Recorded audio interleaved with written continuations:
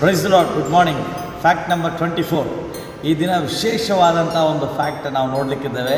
ಇಲ್ಲಿವರೆಗೆ ನಾವು ನೋಡಿದ್ವಿ ಯೇಸು ಸ್ವಾಮಿ ಒಂದು ಜನ್ಮದ ಕುರಿತಾದಂಥ ಅನೇಕ ಫ್ಯಾಕ್ಟ್ಸಲ್ಲಿ ಯಾಕೆ ಬೆತ್ಲೆಹೇಮ್ ಮತ್ತು ಬೆತ್ಲೆಹೇಮಿನ ವಿಶೇಷತೆ ಏನು, ಅಲ್ಲಿ ಏನಾಗಿತ್ತು, ಅದು ಭೂಮಿಗೆ ಮಧ್ಯಭಾಗವಾಗಿತ್ತು, ಮತ್ತು ಸ್ಟಾರ್ಸ್ನ ಒಂದು ವಿಶೇಷತೆ ಏನು, ಆ ಒಂದು ಜ್ಞಾನಿಗಳು ತಂದಂಥ ಬಂಗಾರದ ಧೂಮದ ಮತ್ತು ರಕ್ತಬೋಳಗಳ ಒಂದು ವಿಶೇಷತೆಯನ್ನು ತಿಳಿದುಕೊಂಡ್ವಿ.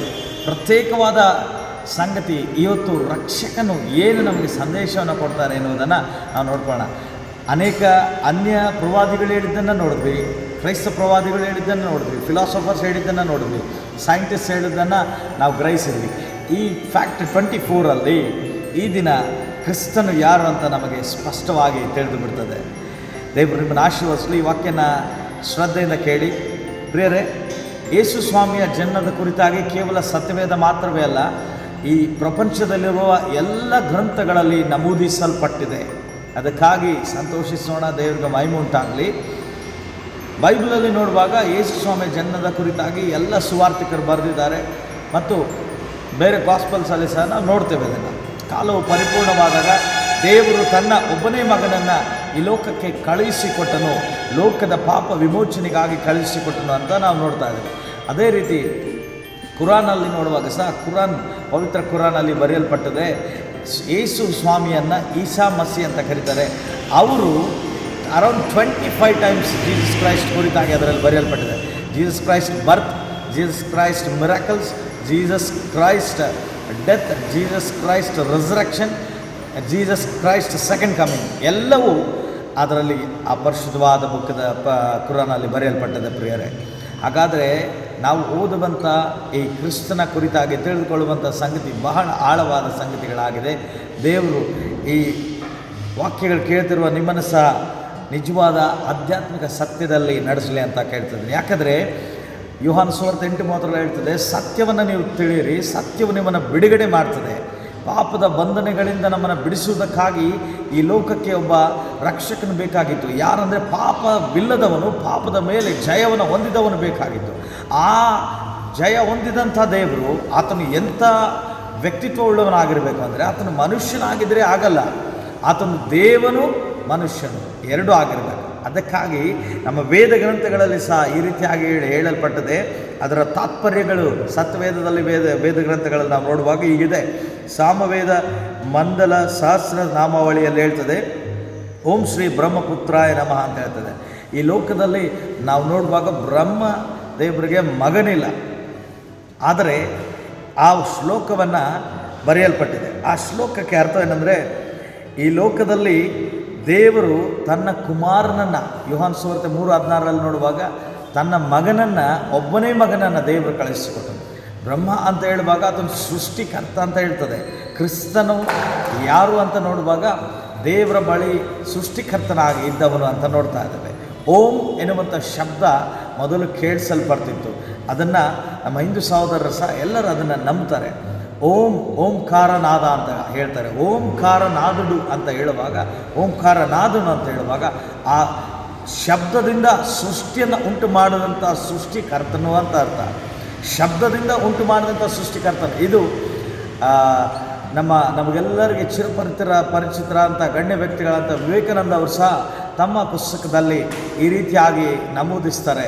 ಅವರ ಪುಸ್ತಕದಲ್ಲಿ ಯೋಹಾನ ಸುವಾರ್ತೆ 1ನೇ ಅಧ್ಯಾಯದ 1ನೇ ವಚನ ಬರೀತಾರೆ. ಆದಿಯಲ್ಲಿ ವಾಕ್ಯವಿತ್ತು, ಆ ವಾಕ್ಯವು ದೇವರ ಬಳಿಯಲ್ಲಿತ್ತು, ಆ ವಾಕ್ಯವು ನರಾವತಾರ ಎತ್ತಿ ಈ ಭೂಮಿಗೆ ಜನಿಸಿ ಬಂದನು ಅನ್ನುವುದನ್ನು ನಾವು ನೋಡ್ತಾ ಇದ್ವಿ. ದೇವರಿಗೆ ಸ್ತೋತ್ರ ಉಂಟಾಗಲಿ. ಮತ್ತೊಂದು ಕಡೆ ನೋಡ್ತೀವಿ, ಸಾಮವೇದದ ಮಂಡಲ ಸಹಸ್ರನಾಮಾವಳಿಯಲ್ಲಿ ಓಂ ಶ್ರೀ ಕನ್ನಿಕ ಸುತಾಯ ನಮಃ ಅಂತ ಹೇಳ್ತಾರೆ. ಇದರ ಭಾವ, ಓ ದೇವ, ನೀನು ಕನ್ನಿಕೆ ಗರ್ಭದಲ್ಲಿ ಜನಿಸಿ ಬಂದವನು ಅಂತ ಶ್ಲೋಕಗಳು ಸಹ ಹೇಳ್ತಾರೆ. ಕನ್ನಿಕೆಯಲ್ಲಿ ಜನಿಸಿ ಬಂದವರು ಯಾರಿದ್ದಾರೆ ಅಂತ ನಾವು ನೋಡುವುದಾದರೆ ಎಲ್ಲ ಗ್ರಂಥಗಳನ್ನು ತೆರೆದು ನೋಡುವಾಗ ನಮಗೆ ಸಿಗುವಂಥ ಉತ್ತರ ಒಂದೇ, ಅದು ಯೇಸು ಆಗಿದ್ದಾರೆ. ಹಲ್ಲೆಲೂಯ, ದೇವರಿಗೆ ಸ್ತೋತ್ರ ಉಂಟಾಗಲಿ.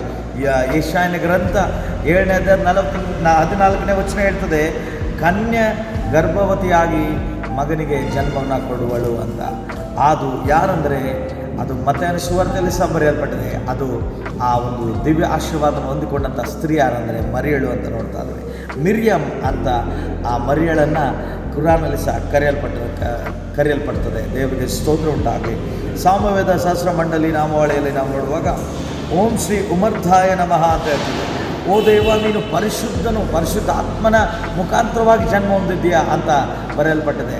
ಪ್ರಿಯರೇ, ಇದನ್ನು ನಾವು ನೋಡುವಾಗ ಮರಿಯಳಿಗೆ ಆ ದರ್ಶನ ಬಂದಾಗ ದೇವದೂತನು ಹೇಳ್ತಾನೆ, ನೀನು ಪವಿತ್ರಾತ್ಮನಿಂದ ಗರ್ಭವನ್ನು ಧರಿಸುತ್ತೀಯಾ ಅಂತ.